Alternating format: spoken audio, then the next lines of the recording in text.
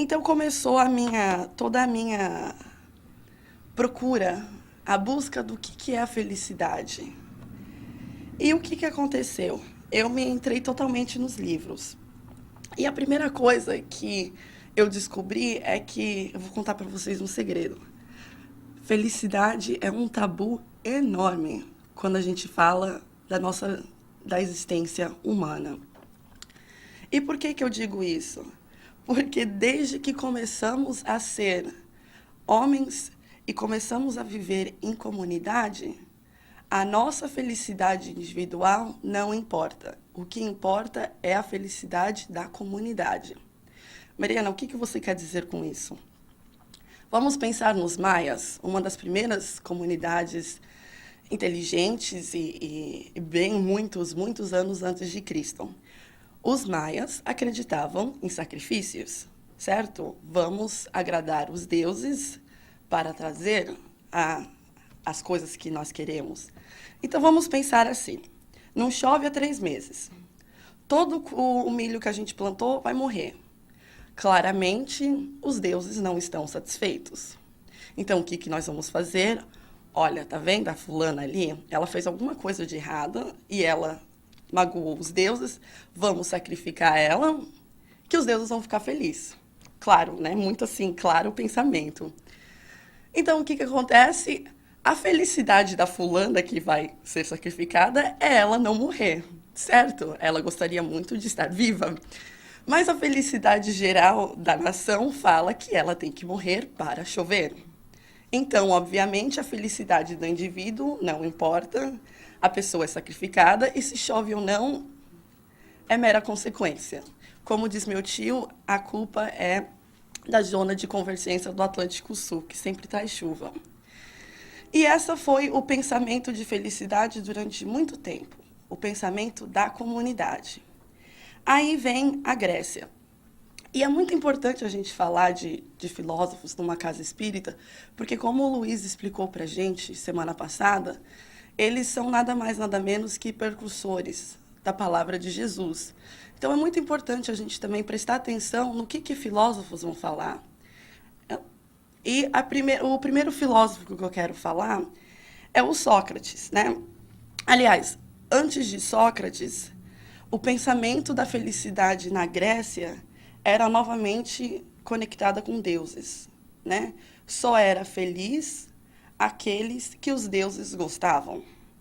Então, você tinha que ser abençoado pelos deuses para você ser feliz. E mais importante que isso, a ideia de você procurar a felicidade era considerado o que os gregos chamam de hubris. E hubris é um orgulho excessivo e hubris é punido. É um crime você ter orgulho excessivo na Grécia Antiga. Então, ou seja, procurar sua felicidade era crime. E aí veio Sócrates. E Sócrates foi meio que a primeira figura famosa a discutir o que era felicidade. E o que o Sócrates fala da felicidade? Ele fala que a felicidade ela só é alcançada através do esforço humano. Então, a primeira coisa que Sócrates fez foi tirar deuses, né, a mentalidade dos deuses gregos, como fonte de felicidade. E está falando que você tem que procurar a sua própria felicidade. E o que ele queria dizer mais ainda com isso era que esse esforço humano era você controlar racionalmente todos os seus desejos e harmonizar parte da sua alma. Ou seja, Sócrates falou, a felicidade é você tirar o foco no seu corpo e focar na alma. E o que eu quero dizer como focar no corpo? Diz Sócrates, que Platão escreveu, porque Sócrates não escreveu nada, no livro O Simpósio, que o deus Eros, o deus grego do amor e de desejos, ele é um intermediário entre o humano e o divino. Ele é um poder que começa através dos nossos desejos e prazeres físicos. Só que o que Sócrates diz? Que o ser humano ele pode ser educado para se afastar do amor das coisas e entender a essência do amor. Ou seja, ele fala que você não tem que amar a rosa porque ela é linda, porque ela é cheirosa. Você tem que amar a beleza porque ela é cheirosa e ela é linda. Então, Sócrates está dizendo para a gente que a felicidade, novamente, não está conectada com as coisas materiais. Ela não está conectada com o carro, com a flor, com o dinheiro. Ela está conectada com a essência que aquilo significa. E entendendo essa essência, é o que vai trazer a nossa felicidade. E essa essência não é física, ela está na alma. E diz ele que quando a gente chegar a esse ponto de felicidade da alma, você cria um estado de tranquilidade interna e ela nunca vai ser abalada. Aí, logo depois, no livro A República, novamente, de Platão, que era aluno de Sócrates, Sócrates ainda fala mais, que a pessoa justa, ela é mais feliz que a pessoa injusta. O que ele quer dizer com isso? Justiça não quer dizer leis, justiça quer dizer virtudes, você fazer a coisa certa. Então, Sócrates está nos dizendo que uma pessoa virtuosa, ela tem prazeres maiores do que uma pessoa não virtuosa. Então, se a gente for pegar assim um resumo de uma frase do que a República nos fala de felicidade, é melhor sofrer um mal do que causar um mal. Aí, por causa desse comentário, veio toda uma teoria que eu dei um nome de protagonista de novela mexicana. O que quer dizer isso? É aquela coisa que você vai sofrer a sua vida inteira, a novela inteira. Não vai ter um menino, não vai ter o emprego, vai ser expulsa de casa, vai sofrer a novela inteira. Mas quando chega no final da novela, deu tudo certo. Ela está feliz. Então, esse que é a teoria da felicidade do Sócrates. Você vai sofrer, mas no final da sua vida, no final da novela, vai estar tudo certo. Você vai ser feliz, você vai ter o homem, a casa, o carro, o filho, o dinheiro, o que você quiser. Então, essa foi Sócrates com a teoria da protagonista de novela mexicana. E aí vem Aristóteles. Então, de novo, só para lembrar, né? Você tem Sócrates, que foi o primeiro grande filósofo da Grécia, que começou todo um novo pensamento filosófico. Aí você teve Platão, muito bem. Platão foi aluno de Sócrates. E você teve Aristóteles, que foi aluno de Platão. E o Aristóteles, enquanto Platão teve mais ou menos todos os pensamentos de Sócrates. E, de novo, é difícil você separar Platão e Sócrates, porque Platão escreveu tudo que Sócrates falou, então a gente não sabe o que é Platão e o que é Sócrates. Aristóteles foi bem diferente, tanto no que ele falava, no que ele escrevia. E o que Aristóteles falou? Aristóteles foi o filósofo que mais se dedicou à felicidade. O que, lembrando, na Grécia aquilo era considerado crime. Mas o Aristóteles, ele desenvolveu a teoria do justo meio. E o que é a teoria do justo meio? É a teoria que entre dois vícios tem a virtude desejada. Então, a gente tem a vaidade e a gente tem a modéstia. Os dois são vícios. Você ser vaidoso demais é ruim, você ser modesto demais é ruim. Só que o respeito próprio está bem ali no meio. E o mesmo é verdade para todos esses vícios que ele fala. Você tem a temeridade, você tem a covardia. E no meio está a coragem. Você tem a libertinagem e você tem a insensibilidade. No meio está a temperança. Você tem a grosseria e você tem a indiferença. E no meio está a gentileza. Você tem a condescência e você tem o enfado. E no meio está a amizade. E você tem o egoísmo e você tem o altruísmo. E eu disse que é ali que está a sua felicidade. Certo? Isso é a teoria do justo meio, de Aristóteles. O que é hilário, porque ela é exatamente a mesma coisa do que Buda disse com o caminho do meio, lá do outro lado do mundo. Eles são mais ou menos da mesma época, então a gente vê o que o Luiz falou semana passada, de que todos esses são profetas que vieram antes para falar a mesma mensagem em lugares diferentes. E por que eu estou falando de vícios e o meio caminho quando a gente está falando de felicidade?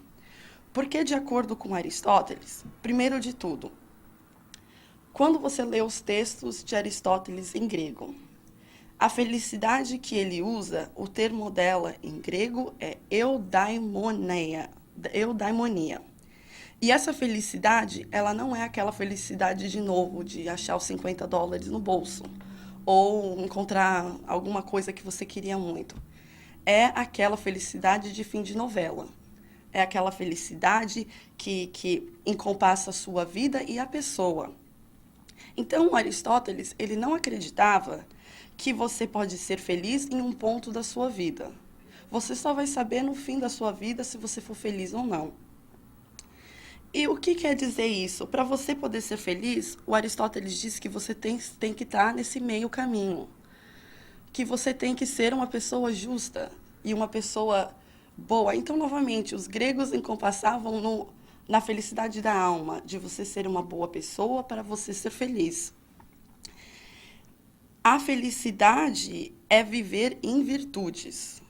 E você tem que fazer as escolhas certas. E, logicamente, todos nós sabemos que a escolha certa, a maioria das vezes, é a escolha mais difícil. Só que se você manter o olho no futuro, vai ser o que importa. E você vai chegar a essa felicidade. Aristóteles praticamente nos disse: temos que tentar ter uma vida feliz, não um momento feliz. E como é que vamos fazer isso? Novamente com a teoria do justo meio. Pegar dois vícios e encontrar um meio dele.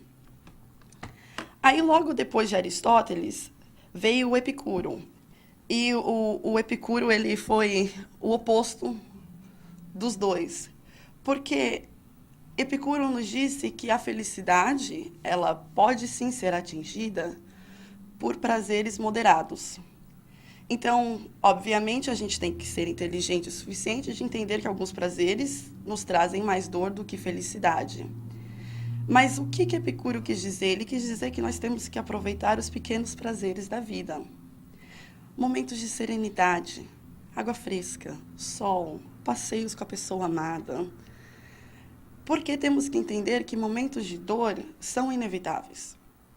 Mas se nós focarmos os nossos pensamentos nos instantes agradáveis, nós vamos conseguir esquecer aquela dor e ir achar a nossa felicidade. E de acordo com Epicuro, os pilares para a felicidade são 4. É a inteligência, o raciocínio, o autodomínio e a justiça. E, novamente, justiça grega não é a justiça da lei. É você ser justo em suas virtudes, né? E o pensamento grego foi o pensamento da felicidade durante muito tempo, até que veio um grande filósofo ali no meio do Middle East, e eles nos contam muito mais o que é a felicidade.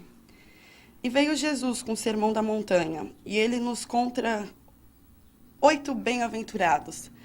E eu tive que procurar no dicionário o que significa bem-aventurado, né? Bem-aventurado quer dizer feliz, uma pessoa que tem prosperidade, que é próspero e é afortunado. E é interessante a gente focar que essa parte da Bíblia foi escrita em grego, e quando ela foi traduzida para todas as línguas românticas, e eu estou falando francês, espanhol, italiano e português, é traduzido como bem-aventurado, que quer dizer felicidade.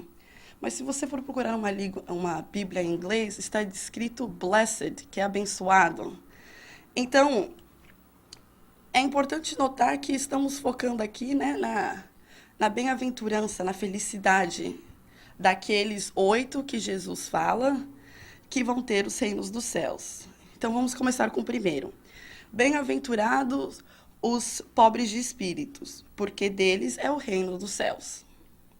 Segundo bem-aventurado, os que choram, porque eles serão consolados. Bem-aventurados aqueles que são brandos e pacíficos, porque herderão a terra. Bem-aventurados os que têm fome e sede de justiça, porque serão saciados. Bem-aventurados aqueles que são misericordiosos, porque alcançarão misericórdia. Bem-aventurados aqueles que têm puro coração, porque verão a Deus. Bem-aventurados os que sofrem perseguição pela justiça, porque o reino dos céus é para eles. E o último, bem-aventurados sois quando, por minha causa, vos injuriarem e vos perseguirem, e, mentindo, disserem todo o mal contra vós. Regozijai-vos e exultai, porque é grande o vosso galardão nos céus, pois assim perseguirão os profetas que viveram antes de vós. Então, o que é a mensagem dita por Jesus? Ele nos fala que os aflitos serão consolados. E é uma alusão, pensamos nós, muito clara, de que as aflições sentidas por nós são passageiras e que a forma como nós passamos por elas tem um valor para o nosso aprimoramento moral. Ou seja, tem sofrimento, mas como nós nos damos diante desse sofrimento é como nós vamos melhorar a nossa alma. Só que vem toda aquela brincadeira. Quando a gente era criança, eu tenho certeza que todos vocês aqui brincavam do telefone sem fio, né? Eu começo uma mensagem, vai passando por cada um de nós, aí quando chega lá na Tânia, a última mensagem é completamente diferente. E aconteceu isso com Jesus, porque o que Jesus está falando? Jesus está consolando todos aqueles que sofrem porque coisas melhores vão vir. E qual foi a mensagem recebida pelo o ser humano? A dor libera e a dor nos salva. E esse foi o pensamento da felicidade durante toda a Idade Média. Okay? A mensagem recebida durante a Idade Média de felicidade era de privações e sofrimentos como a chave da salvação. Filósofos da época depois de Jesus, da Idade Média, são todos ligados a esse pensamento da Sermão da Montanha, que a felicidade não é importante, a salvação é importante. E foi aí que começou a felicidade como um tabu, porque a gente tem que sofrer, e somente sofrendo, a gente vai nos salvar de todos os maus que fizemos na carne. E a origem desse raciocínio, dizem os estudiosos, ela é bem simples. Se o Cristo morreu na cruz para nos salvar, nada melhor do que eu sofrer para eu alcançar a graça divina. Claro, né? Ligação assim, super lógica. E para todos os filósofos desses cristãos da Idade Média, e entre eles está Agostinho de Hipona, Tomás de Aquino e Anselmo da Cantuária, a salvação é a única coisa importante para a alma humana, não é a felicidade. E esse foi o pensamento, novamente, durante muito tempo. E aí veio em 1870, então Idade Média é o quê? Nós estamos falando de até 1500. Então foi um pensamento que durou mais de quase 1000 anos, né? E aí vem o John Locke, em 1760, mais ou menos nessa época. E o John Locke, pela primeira vez na história, escreve uma frase. John Locke era britânico e ele diz "Pursuit of happiness", a busca da felicidade. E esse pensamento foi tão revolucionário que ele foi a fundação, ele foi a base da ideia do governo dos Estados Unidos em 1776, quando aqui foi formado.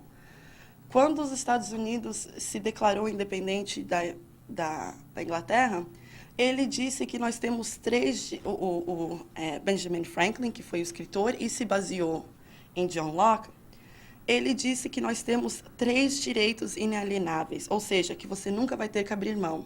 E entre eles é o direito da vida, o direito da liberdade e o direito da busca à felicidade. Então, ou seja, nós fomos de um pensamento na época de que você buscar sua felicidade é um crime, depois que buscar sua felicidade é egoísmo, nós estamos falando que é meu direito. Só que John Locke ele foi muito claro em dizer que existem 2 tipos de felicidade. A felicidade imaginária e a felicidade verdadeira. E a felicidade imaginária é os prazeres falsos, que eles são imediatos, mas têm efeitos negativos no corpo e na alma. É aquela coisa de vou sair, vou beber, eu estou feliz, e no outro dia você está dor de cabeça, passando mal. Isso é uma felicidade imaginária. É uma coisa que foi instantânea, mas tem consequências no corpo e na alma. E o que foi que John Locke disse com todas as palavras? A busca da felicidade é a função da nossa liberdade. Então, John Locke está nos dizendo que o nosso raciocínio, a nossa inteligência, nos permite fazer decisões para o nosso benefício a longo prazo. Que a nossa busca à felicidade, ela que empurra a gente para frente. Em vez de ficar sentado em casa assistindo Netflix, comendo e dormindo, a gente querer achar a nossa felicidade é o que faz a gente sair da casa todo dia e tentar, e continuar tentando, tentando, tentando. E esse foi o John Locke. Mas para todo John Locke que é positivo, você tem um Nietzsche, que é completamente negativo. E Nietzsche fala que a felicidade ela é o estado ideal do preguiçoso. A felicidade acompanha, diz ele. A felicidade não move. Ou seja, atividades que aumentam o nosso prazer, eles não têm uma alta competência, uma recompensa. E diz mais ele ainda que quando a gente faz alguma coisa que a gente gosta, a felicidade que a gente sente não é porque a gente está fazendo o que a gente gosta. Isso é um efeito colateral. E o exemplo que é o melhor para dar é uma pessoa que coleciona selos.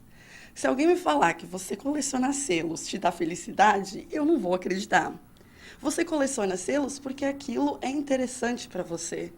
E porque você está fazendo o que você acha interessante, você sente a felicidade. Ou seja, colecionar selos não nos traz felicidade. Fazer o que nos interessa é o importante e a felicidade é a consequência daquilo. E isso acaba sendo o grande paróxido da felicidade, que é discutido por filósofos o tempo todo. Ou seja, de acordo com Nietzsche, o paradoxo da felicidade é o seguinte: pessoas que fazem grandes coisas, elas sofrem. Olha Jesus, olha todas as pessoas que foram grandes pessoas que fizeram coisas maravilhosas, elas sofreram. Então, para que você vai tentar ser feliz se é no sofrimento que você faz coisas maravilhosas? Então, o que o Nietzsche está nos perguntando é: felicidade. O quanto você está disposto a sofrer para obtê-la?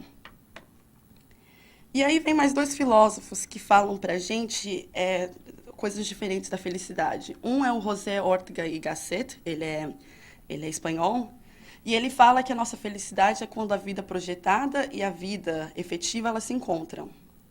Então, é aquilo de que quando o que você quer ser e o que você realmente é se encontram. Só que o que acontece? Se você basear a sua felicidade no que você quer, a gente está condicionando a nossa felicidade. E vem o problema que a Mariana estava tendo no começo da palestra. Eu só vou ser feliz quando eu ter um emprego. Enquanto eu não tenho emprego, quer dizer que eu não vou ser feliz? E pensa mais, quanto mais a gente deseja, mais a nossa vida projetada vai estar longe. Porque agora eu quero um carro, mas daqui a pouco eu vou querer uma casa, e daqui a pouco eu vou querer outra coisa, e eu vou querer outra coisa. E quando é que essa vida projetada vai estar perto do que para eu poder encontrá-la?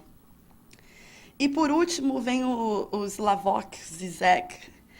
E ele foi bem claro em dizer que a felicidade ela é uma questão de opinião e ela não é verdade. Então, o que ele quis dizer com isso? Que humanos são insatisfeitos porque eles não sabem o que ele quer. Então, o que eu entendi disso? Que a felicidade é a teoria da geladeira aberta. Eu estou com fome, eu abro a geladeira está cheia. Mas nada do que está lá dentro é o que eu quero. Eu estou com fome, mas eu quero iogurte? Não, eu não quero iogurte. Tem manteiga, eu posso fazer pão na chapa. Não, mas eu não quero fazer pão na chapa. E você fica lá com aquela geladeira aberta a vida inteira e você não decide nada que você quer comer. Essa é a felicidade de Zizek. É você abrir a geladeira e você ver todas essas opções de ser felizes, mas nada naquele momento está te interessando. Porque as pessoas que acreditam que quando elas obterem o que elas querem, elas vão ser felizes, elas vão desejar algo novo e continuar insatisfeito. E um filósofo brasileiro baiano pegou essa ideia do que é a teoria da geladeira aberta e ele fez uma música. Raul Seixas, quando ele fez o Ouro de Tolo, ele diz exatamente o que ele está falando. Ele diz: eu devia estar contente por ter conseguido tudo o que eu quis, mas confesso abestalhado que eu estou decepcionado. Porque foi tão fácil conseguir e agora eu me pergunto, e daí? Eu tenho uma porção de coisas grandes para conquistar e eu não posso ficar aí parado. E a parte favorita da minha mãe. Eu devia estar feliz pelo senhor ter me concedido o domingo para ir com a família no jardim zoológico dar pipoca aos macacos. Ah, mas que sujeito chato sou eu, que não acha nada engraçado. Macaco, praia, carro, jornal, tobogã. Eu acho tudo isso um saco. Essa é a teoria da geladeira aberta. Você tem milhões de opções para você ser feliz. Você pegou tudo o que você queria, você conquistou e você não está satisfeito ainda. Então, Zizek está nos dizendo que a felicidade, ela praticamente nunca vai ser atingida, porque a gente não sabe o que a gente quer. E depois de ver todas essas opções de felicidade, eu que estava bestalhada agora, eu não estava entendendo, porque eu ainda não acredito que eu aqui na Terra não vou conseguir ser feliz. E aí eu virei para o Espiritismo. E aí no Livro dos Espíritos, Allan Kardec, também imagino que ele, tão insatisfeito quanto eu, diretamente pergunta para os espíritos, na questão 920. Pode um homem gozar de completa felicidade na Terra? Não, aí o Sácio já está desanima, né? Continuar lendo. Aí ele fala, porque por isso que a vida lhe foi dada como prova ou expiação. Dele, porém, depende a suavização de seus males e ser tão feliz quanto possível na Terra. Então, assim, né? O não é triste, mas o resto é o que importa. Porque o que é? Se você for ler os comentários dessa pergunta, eles claramente nos diz que a Terra, ela é um planeta de provas e expiações, e o mal faz parte das nossas lições, que são necessárias para o melhoramento do nosso ser. Mas o mal não é eterno. Tempo e esforço próprio alivia a dor. Nossa, esforço próprio, a gente já escutou isso antes no começo da palestra, né? Sócrates disse a mesma coisa. O esforço próprio é o que trará a nossa felicidade. Então, o Espiritismo só está nos mostrando que realmente eu tenho que trabalhar para chegar na minha felicidade. E eles comparam a nossa felicidade como um fruto de uma árvore. Dizem eles que os nossos atos demonstram o tipo de fruta que vamos mostrar para o mundo. Então, atos virtuosos, novamente trazendo o Aristóteles e o Mayon, vão dar frutos positivos, e um desses frutos pode ser a sua felicidade. E como se não fosse suficiente todos esses subtle, né, essas coisas bem... Eles falam com todas as palavras. A felicidade do coração e da alma, ela só pode ser atingida quando entramos em sintonia com Jesus, amando e servindo como ele o fez. E ele fala mais. Ele diz: a felicidade, ela existe onde não existe rancor, não existe ciúme, não existe egoísmo e não existe orgulho. Então, olha só como é interessante que ficamos focando o tempo todo com a felicidade material, em tudo isso, a felicidade é espiritual, a felicidade da alma. Trabalhando em você ser uma pessoa justa, em fazer a coisa certa, é o que vai trazer a felicidade. E Allan Kardec continua, na questão 921. Concebe-se que o homem seja feliz na Terra, quando a humanidade estiver transformada. Mas enquanto isso não se verifica, pode cada um gozar de uma felicidade relativa? O homem é, na maioria das vezes, o artifício de sua própria infelicidade. Praticando a lei de Deus, ele pode poupar-se de muitos males e gozar de uma felicidade tão grande quanto comporta, a sua existência num plano grosseiro. Ou seja, é praticamente a minha culpa, a minha infelicidade, e somente praticando a lei de Deus que eu vou conseguir poupar tudo isso. E aí vem Allan Kardec e faz um comentário que, para o homem de 1800, ele era bem mais claro de você entender. Ou seja, ele diz que o homem bem penetrado do seu destino futuro não vê na existência corpórea mais do que uma rápida passagem. É como uma parada momentânea numa hospedaria precária.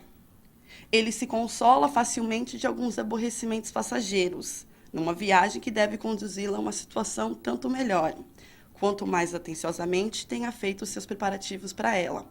Então, ou seja, ele está falando assim, vamos todos nós, vamos para a praia. Todos nós. E o caminho tá cheio de buraco e tá longe. E a gente para num hotel e o hotel não tem água quente, não tem Wi-Fi, não tem ar-condicionado, não tem nada, não tem nem parede para fazer a coisa mais dramática. Mas nada disso vai nos importar porque a gente está tão focado em chegar na praia que a gente não está nem aí, que não tem nada disso. Então, Allan Kardec está dizendo que todos esses sofrimentos que a gente está sentindo, eles não deveriam de nos incomodar tanto, porque nós sabemos para onde nós estamos indo, nós sabemos o que vai acontecer. Então, a gente tem que focar nisso. E seus preparativos para ela. Então, ou seja, não quer dizer que você vai ficar esperando, como diz a música do Raul Seixas, sentada no apartamento com a boca escancarada, cheia de dentes, esperando a morte chegar. Não, você vai trabalhar.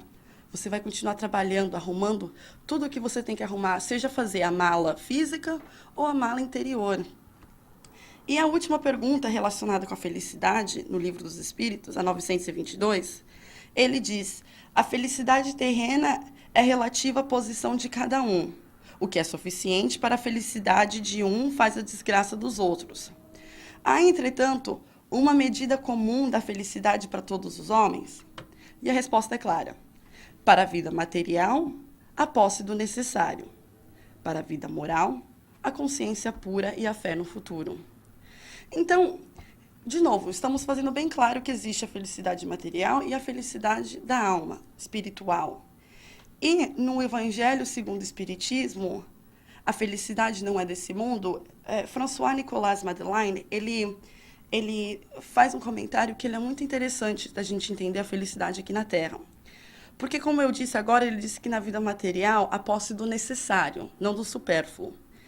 E diz o François-Nicolas Madeleine que nem fortuna, nem o poder, nem mesmo a juventude em flor são condições essenciais da felicidade.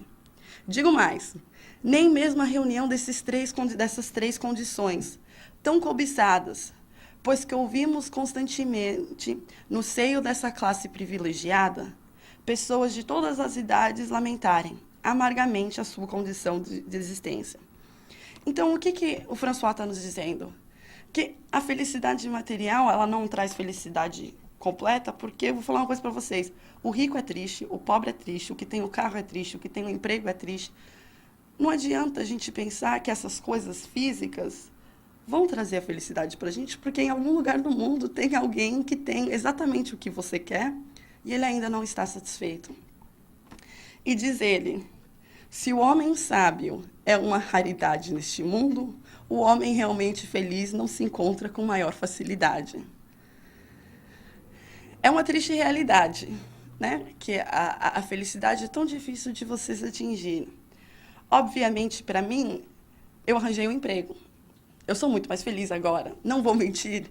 Mas depois de ver tudo isso, eu entendi que a felicidade de ter arranjado um emprego é a felicidade momentânea, instantânea. E tem muito que trabalhar. Porque eu vou falar para vocês agora, se a gente for pegar aqui de novo a teoria do justo meio, se é para eu estar aqui, eu estou aqui ou eu estou aqui, né? Eu estou bem longe disso aqui. Então, a gente tem que trabalhar muito, muito para caminhar para esse meio. Para a gente finalmente entender o que era aquela felicidade. E aquela perguntinha que eu fiz para vocês no começo da palestra, para vocês me falarem, pensarem a última vez que vocês estavam felizes e o que você estava fazendo, segura naquilo. Porque, para mim, segurar a pedra no templo não foi a felicidade. E todo esse caminho de procurar ela está acontecendo e vai chegar lá. Mas o mesmo pode ser verdadeiro para você. Não condiciona a sua felicidade. Não pensa que você tem que ter o carro, a casa, o namorado. Vá atrás do que você quer. Mas entenda que essa felicidade, ela não é a felicidade que você deveria estar focando. Você tem que estar focando aqui, em você ser justo. E, de novo, justiça não da lei, mas justiça da virtude. E, para terminar, eu só quero ler um cordel que meio que apareceu no meu Facebook, por sorte, quando eu estava planejando essa... Sorte não, né? Foi coisas divinas. Quando eu estava preparando essa palestra, e ela é do Braulio Bessa, ele faz o Rapadura, Poesia com Rapadura na Fátima Bernardes, E ele faz um cordel sobre a gente entender que realmente a gente tem que focar o que importa na vida. E assim, né, eu não sou uma poeta, então me perdoa se não sair tão bem. E o cordel nos diz: aquela música brega que toca no coração, aquela preocupação da mãe que não sossega, um namoro que se esfrega e não desgruda de você, livros pra gente ler, chegadas e despedidas. As coisas simples da vida nos dão força para viver. Dormir ouvindo a canção da chuva que cai na telha, um beijinho na orelha, caminhar de pé no chão, passar manteiga no pão bem quentinho para derreter, um cafezinho para beber, a família reunida. As coisas simples da vida nos dão força para viver. Sentir aquele cheirinho da comida quase pronta, pagar uma velha conta, dançar no quarto sozinho, cantar feito um passarinho, ensinar e aprender, nadar, pedalar, correr por uma rua florida. As coisas simples da vida nos dão forças para viver. O abraço de um irmão, o cheiro da sua avó, ficar um pouquinho só, carona num caminhão, rodinhas de violão e até nada para fazer, amigos para acolher e roupa bem colorida. As coisas simples da vida nos dão forças para viver. Uma carta escrita à mão, achar dinheiro no bolso, cochilo depois do almoço, curtir um feriadão, ter bicho de estimação, ser gato e compreender. Um dia vamos morrer e sentir na despedida que as coisas simples da vida nos dão força para viver. Muito obrigada a todos.